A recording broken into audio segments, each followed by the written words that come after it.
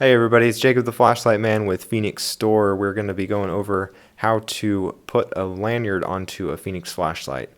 For our display model here today, we have the Elite Series Thin Blue Line UC35 version 2.0 flashlight. This is exclusively available on fenixstore.com. So, most flashlights that Fenix offers come with some sort of lanyard. That's like a wrist strap or something like that. Usually you'll find them in this little bag that comes in the box, along with a spare O-ring and a rubber boot. So all you need to do is just take the lanyard out. Find this smaller end here, and on the flashlight you can see there's a hole there and there. There's one on either side. Choose whichever side you prefer.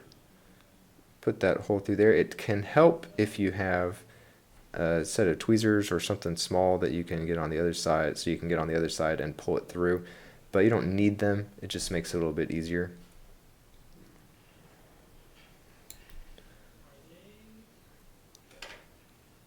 Just pull that through as far as it can go, and then take the larger end, put it through the loop on the small end.